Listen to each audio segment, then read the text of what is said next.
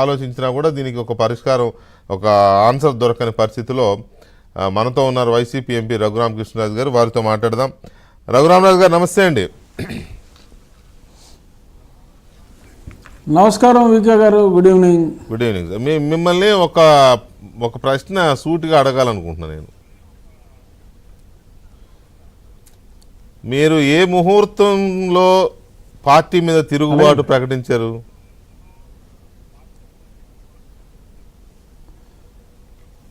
అంతే, బ్రహ్మ ముహూర్తం చూసుకునే ప్రకటించా. బాగానే వర్కౌట్ అవుతున్నట్టుందిగా. అవును, నా వికెట్ తీయాలి అని జగన్మోహన్ రెడ్డి గారు పాపం ప్రత్యేక పుష్పక విమానంలో ఆయన ఢిల్లీకి పంపించారు. అప్పటి నుంచి ప్రయత్నిస్తూనే ఉన్నారు నా వికెట్ తీయాలని. ఇప్పుడు మీరు చెప్పినట్టు ఆయన ఏంటది ఆ హిట్ వికెట్ ఫార్ములాలో తన వికెట్లని తానే పడగొట్టుకుంటున్నాడు. నా వికెట్ అయితే ఇంకా స్ట్రాంగ్గా అలాగే ఉంది. సో జగన్మోహన్ రెడ్డి ద్వారానే వారి వికెట్లని నేను హిట్ వికెట్లు చేస్తున్నట్టుగా భావించవచ్చు. ఎందుకనండి అసలు మేజర్గా ఇన్ని వికెట్లు ఎందుకు పడుతున్నాయి? చాలా స్పీడ్గా పడిపోతున్నాయి. అంటిపెట్టుకుని వేలాడతారేమో, ఆయన పొమ్మన్నా కూడా బతిమాలుకొని ఉంటారేమో అనుకుంటే ఆయన ఒకరిని పొమ్మంటే 10 మంది వెళ్ళిపోయే పరిస్థితి వచ్చింది. వై అంటే ఇక్కడ ఉత్తరాంధ్ర అంటే ఇప్పుడు మా వెస్ట్ గోదావరి నుంచి ఆ పైన ఉన్న 5 జిల్లాల్లో ఎవరికన్నా నీకు టికెట్ లేదు అంటే వాళ్ళు అంటే అఫ్కోర్స్ ముఖ్యమంత్రి మరి ఎమ్మెల్యేల స్థాయి అంటే ముఖ్యమంత్రికి ఎందుకంత అలుసో మరి ఎందుకంత నీచంగా చూస్తాడో నాకు తెలియదు. కానీ ధనంజయ రెడ్డితో మాట్లాడించడం అనేది టూ మచ్. కనీసం ఇతను చెప్పాలి జగన్మోహన్ రెడ్డి. చెప్పకుండా పంపించేసినా వాళ్ళు ఏంటంటే వాళ్ళు ఏదో హ్యాపీగా ఖుషీగా నవ్వుతూ చలాకి మాటలు రువ్వుతూ అనే సాంగ్ వేసుకుంటూ వెళ్ళిపోతున్నారు. వాళ్ళు హ్యాపీగానే ఉన్నారు. ఏదో ఊరికనే మాకు అన్యాయం జరిగిందని అన్నప్పటికీ వాళ్ళు హ్యాపీగా ఉన్నారు. ఎందుకంటే వాళ్ళందరికీ రోడ్ మ్యాప్ చాలా క్లియర్గా ఉంది వాళ్ళు పోతారనేది. కానీ ఈ రాయలసీమ వాళ్ళకి ఇంకా పూర్తిగా వివరం తెలియట్లా.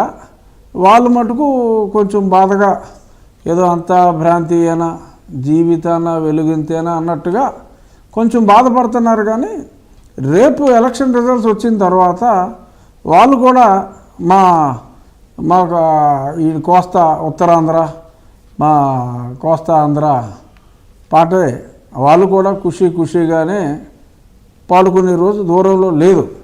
అందరికీ తెలిసిపోయిందండి. ఇప్పుడు బేసిక్గా జగన్మోహన్ రెడ్డి గారికి సినిమా అయిపోయిందని తెలిసి తన మీద నింద రాకుండా దాన్ని ఎమ్మెల్యేలు మీ వలన చాలా నేను నష్టపోయాను, మీ వలనే నాకు ఇబ్బంది వచ్చింది అని చెప్పి ఆ నిందని కనీసం రేపు భవిష్యత్తులో ఎలక్షన్ కంటే 29 ఎలక్షన్కైనా ఇతను ప్రజల్లో తిరగగలగాలి అని అంటే ప్రస్తుతానికి ఈ నిందని వాళ్ళ మీద వేసి కడుక్కుందామని చెప్పి ప్రయత్నం చేస్తున్నాడు తప్ప మరి అందరూ చాలా క్లియర్గా ఇవాళ పాప ఎంఎస్ బాబు గారంట పూతల పట్టు ఈయనంతసేపు నా బీసీలో నా ఎస్సీలో నా మైనారిటీలో అని చెప్పి మరి నాటకాలు ఆడుతూ ఉంటే మరి ఆయనే అసలు ఈ 4 ఏళ్ళలో నన్ను ఎప్పుడు కలిసేవయ్యా బాబు, నువ్వు మీ రెడ్లు చెప్పినట్టే నేను నడిచాను కదా, నేను ఇంకా కొత్తగా చేయడానికి ఏముంది, నన్ను చూసి నచ్చపోవడానికి ఏముంది, నడిపించిందంతా మీ రెడ్లు, ఆ రెడ్లు చెప్పినట్టే నేను నడిచాను, నువ్వు అసలు నన్ను ఎప్పుడన్నా పిలిచి మాట్లాడావా, ఇప్పుడు నింద వచ్చేటప్పటికి నా మీద వేస్తావేంటని చెప్పి పాపం అతను వాపోయాడు. దాదాపు అందరూ అలాగే వాపోతున్నారు కదా. డొక్కా మాణిక్య వరప్రసాద్ గారు,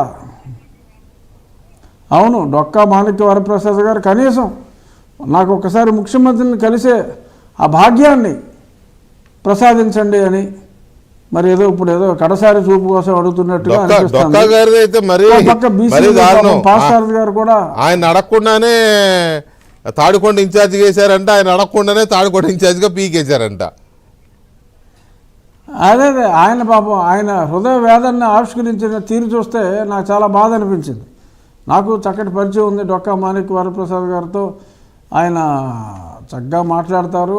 సరే ఎందుకు వెళ్ళారు కానీ వెళ్ళిన తర్వాత మరి ఆయన్ని అవమానించిన తీరు, అడగకుండానే వేయటం, మళ్ళీ తీసివేయటం, వేసిన తర్వాత మళ్ళీ తీసేయటం, మళ్ళీ సుచరిత గారిని అక్కడ పంపించడం సరే ఎన్ని చేశారా బాబు, నాకు ఒక్కసారి ఆ దర్శన భాగ్యం ప్రసాదించుడి అని చెప్పి ఆయన వేడుకున్న విధానం చూస్తే ఎవరికైనా సరే, ముఖ్యంగా నా ఎస్సీలు అని ముఖ్యమంత్రి గారు మాట్లాడుతున్న మాటలు వింటే మరి వాళ్ళకే కడుపు తరుక్కుపోయే పరిస్థితి. నా బీసీలు అంటే మన పాస్సారథి గారు కూడా నేను మీ అందరి మనసులో గెలుచుకున్నాను, కానీ ఆ ముఖ్యమంత్రి మనసు మటుకు నేను గెలుచుకోలేకపోయాను, కనీసం నన్ను చూడనివ్వట్లేదని.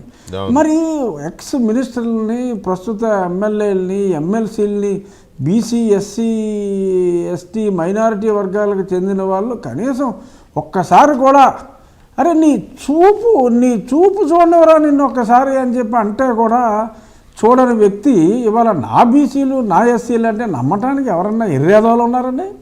ఎందుకు నమ్ముతారండి? మామూలుగా ఉండదు, దీని పర్యవసానం మామూలుగా ఉండదు. అసలు ఏమనుకుంటున్నాడు అతను?